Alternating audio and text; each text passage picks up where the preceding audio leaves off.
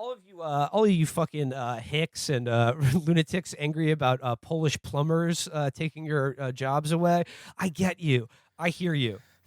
But I also understand what it means to be a leader in the 21st century. Which so means, how about you shut the fuck up? What it means to be a leader is to fucking tell people to suck on this. Yeah. We told Iraq to suck on this, and now you have to tell your own rest of populations to suck on this. Yeah. And that's the insane hollowness in the center of all of these guys, all of these elite pundits who talk about like macroeconomic shit and foreign policy stuff, is at the end of the day, they will always have a paragraph where they say, yeah, there's a reason that people are upset with these institutions. There's a reason that there's a crisis of legitimacy. But at the end of the day, we're in charge for a reason. Shut the fuck up. But the thing is that does not help you. That doesn't. I mean, no one's going to find that convincing. I mean, none of these people read your shit anyway. Thomas Friedman isn't running for office anywhere, so he can tell people. He's just telling the elites who have to deal with this. He's giving them a script so that they can say things like, "I understand your grievances, I feel your pain." Yeah, right. exactly. Right. But he goes here. I get what it means to be a leader in the 21st century, and it sure doesn't mean asserting your sovereignty over all other considerations or breaking out of the giant EU market where the UK sends over 40% of its exports without a serious national discussion of the costs and benefits. This is my favorite part. He goes, what do the most effective leaders today have in common? They wake up every morning and ask themselves the same questions. What world am I living in? Is that the most effective leader or the most senile one? Yeah. Do I smell toast? Where Who are am my I? grandchildren? What day is it? Why is my left arm numb? He goes, they wake up every morning and ask themselves the same questions. What world am I living in? What are the biggest trends? How did I get here? What are the biggest trends in this world? And how do I educate my citizens? What are the biggest trends in this world? Tamagotchis are coming back. And how do I educate my citizens about this world and align my policies so that more of my people can get the best out of these trends and cushion the worst? Look at that. That's he's saying it. He's saying you wake up and you jack into the global capitalist hive supercomputer that tells you what's happening, and then your job is just to sell it to your idiot rube citizens. There's no changing anything. They have no control over their destiny. You don't even have control over everything. You are completely at the mercy of this machinery. No. And your job is to pitch it to people to prevent them from tearing the whole thing down. Yeah, exactly. The most effective leaders are the ones who can, craft a narrative so that the shitheads who live in their country will have, understand the real cost benefit and, have cushioned the blow of telling them that, in fact, they all have to accept a much dramatically lowered standard of living. Yeah. But I love the idea about the first thing they think about when they wake up every morning. What world am I living in? And I just had an image reading that of Mohammed bin Salman just with the Victorian sleeping cap on and then just eyes open, bolt upright, eyes glowing, real shit. What world am I living in? What trends can I think about today? How many Falcons am I going to buy today? Yeah. How many gold-plated Falcons am I going to purchase? But I'm imagining one of these guys waking up one morning and reading about the Juicero. A Wi-Fi enabled juicer. That's where things are going today. All right, let's do it. I mean, he doesn't name who the most effective. No, of course not, because he probably is. He's probably thinking of Angela Merkel or something. But the real answer is Erdogan and fucking Netanyahu, MBS, and Putin. Those are the actual most effective leaders. And guess what they're country. using to paper over the cost-benefit analysis? Hardcore, insane nationalism and violent, violent warfare. repression, and war, both internal and external. Yeah. So, God, it keeps getting better. This is just such vintage for. This is he's given us the hits here. So he goes, "What world are we living in? For starters, we're living in a world that is becoming so interconnected." Are we living in the future we always dreamed of? Yes, indeed. Thomas! Yes, indeed we are. And this is my favorite part. He goes, we're living in a world that is becoming so interconnected. And then he goes here in dashes. Thanks to digitization, the internet, broadband, mobile devices, the cloud, and soon to be 5G wireless transmissions. And I just love this because I was like, wow, Tom is really padding out the word count on this column. You just said the internet 6 times, dude. I'm surprised that he didn't throw in information superhighway.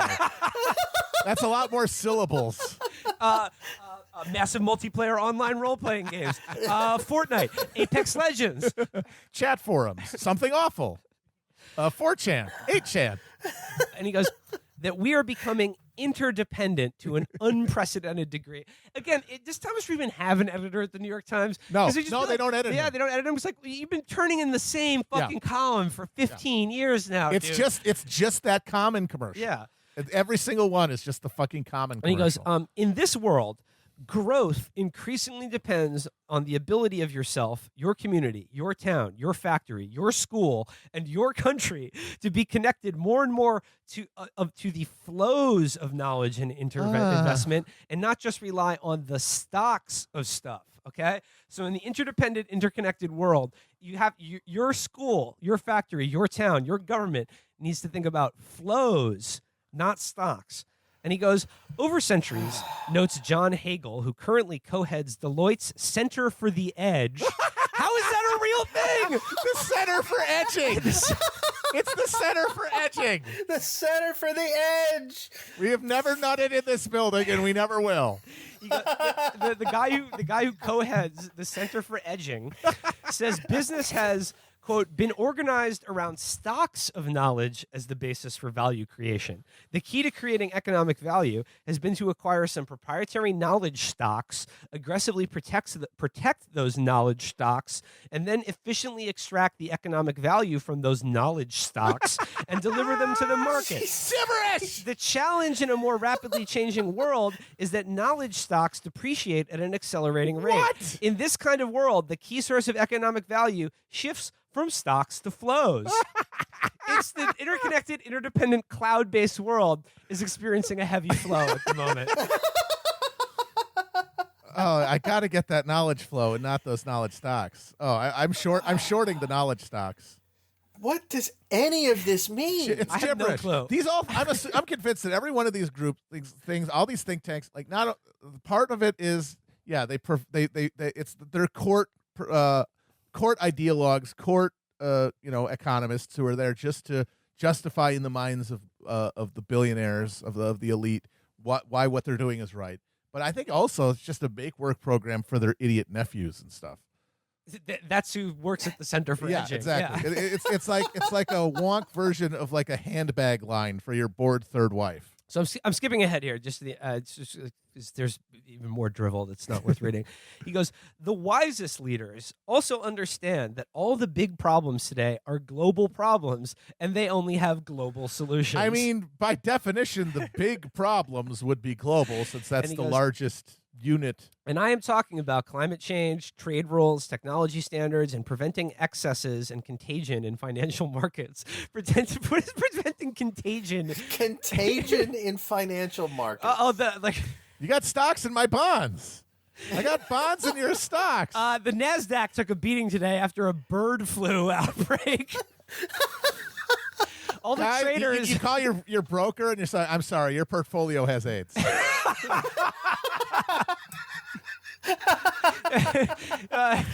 Have you checked the T-cell count on the bond markets lately? It's bad. He goes here, if your country wants to have a say in how those problems are solved, and your country's name is not America, Russia, China, or India, you need to be part of a wider coalition like the European Union. The UK membership in the EU has given it an outsized voice in world affairs. Again, I would like Britain to use more of their indoor voice in world affairs. Yeah. I mean, sorry, buddy. Be nice. After World War II, you can just sort of, bye. Yeah. But, it goes here. And there's one more thing the best leaders know. A little history. Trump is fine with a world of competitive European nationalisms, not a strong European Union. So is Vladimir Putin. So, it seems, are the Brexiteers. How quickly they've all forgotten that the EU and NATO were built to prevent the very competitive nationalism that ran riot in Europe in the 20th century and brought us 2 world wars. NATO was built to counter the Soviet Union. It wasn't built for that. And they hired a bunch of Nazis to staff it. Jesus Christ. That's called knowing a little history. Let's put on our history caps here. So he goes, sorry to be so despondent, but I went to graduate school here on a Marshall Scholarship from the British government, was married here, and started as a journalist on Fleet Street in London. I like the place, but this is not the reasonably competent British government I grew up with. These aren't the guys where Anthony Eden did a bunch of poppers and tried to invade Egypt. It's being led by a ship of fools, a conservative party bloc that is now radical in its obsession with leaving Europe, and a Labor Party that has gone Marxist. Oh, okay. Thanks for that. Can't have that. Thomas. Can't have that happen. If the people here can't force their politicians to compromise with one another and with reality, there's still a glimmer of hope that this might happen. There is going to be a crack-up of the British political system and some serious economic pain. This is scary. So concludes the Thomas Friedman column. And the nationalization was the nationalized healthcare system was hanging from the door of the car. Yeah, the truck driver was flashing his headlights because he was trying to warn you. Marxists were in the back of the car the It's whole a load time. of bollocks, isn't it? No, but I mean, I'd be okay with a United Kingdom with a significantly diminished role on the They world need to affairs. settle the fuck down, guys. But that is Thomas Friedman, ladies and germs, about what it means to be a leader in the world today, which basically means doing things that are horrendously unpopular but avoiding any kind of democratic accountability for those decisions. Yeah, it rules. I think that about does it for us today. But Derek, you've got some new digs for your newsletter. Yeah, I'm on Substack now. I've got a new site there called Foreign Exchanges. The URL is fx, the letters fx.substack.com. The newsletter is $5 a month or $50 if you pay for a full year. I'm running a discount, 20% discount for the rest of this month because it's my first month there. So yeah, I mean, if you've seen my stuff at and that's the way it was, or just heard me on here, or just feel like giving me your money, please check it out. And I would encourage all our listeners to get in on the ground floor of this immense knowledge flow. Yeah, this is going to be this is a bear market, or no? I'm sorry, this is a bull market in knowledge. This is a bull. This is flow. If I was Jim Cramer, I would say you got to get in on this. Bye. So yeah, if you're a fan of Chapo, I'm sure you're familiar with Derek's work and writing. Or if this is your first time, I would very much encourage you to check him out. And we will include the link to Foreign Exchanges in the show description. Derek, once again, thank you so much for joining us and taking us on a trip around the world. Sure. Thanks for having me, guys. And before we go, we have two plugs for you. This Saturday, April 6th at Littlefield, we will be appearing on stage at a live show with our friends Brett and Brian from Street Fight. They're coming to Brooklyn, and we will be guesting with them on stage at Littlefield this Saturday night. So please check out tickets for that. Links will be in the description. And also, on May 1st, on May Day, at Housing Works in Brooklyn, we will be doing a charity fundraising show that is a night of pub trivia with Chapo Trap House. We're gonna be administering a classic pub quiz to you guys. Yeah, every one of us will write one category, and then we will have the teams compete to see who does best. 5 rounds. I think probably like 10 questions each, but each round is a different Chapo host will be responsible for the questions. So if you think like, oh, I'm smart, I can kill it at trivia. True, you stand a good chance, but keep in mind that Felix will be doing one of these categories, and being intelligent is not necessarily the best strategy for answering the questions he will come up with. It's really a crapshoot because you don't know what he's been marinating his brain in the media up because this is a month away. We have no idea what he's going to. Right now, it's Game of Thrones and Red Fox for some reason, but we have no idea what it's going to be. It could be anything. It is anyone's game to win. It could be like Danish silent films. Unlikely. But hey, was Red Fox? Did you see that one coming? Did you have that on your fucking card? Nope. It could be anything. It could be Jacobian revenge dramas. No, it could be the Revenger's Tragedy. Felix's favorite new book. No, I think it might be the famous Danish silent film Haxen, Witchcraft Throughout the Ages. Yes. All right. Check out us at Littlefield with Street Fight this Saturday, and then May Day at Housing Works in Brooklyn for a night of pub trivia. Yep. I'm promising mine are going to be very hard. Matt's probably going to be the hardest category, but again, it's a wide open. It's a wide swath. Anyone can Very win. eclectic. So yeah, be on the lookout for that.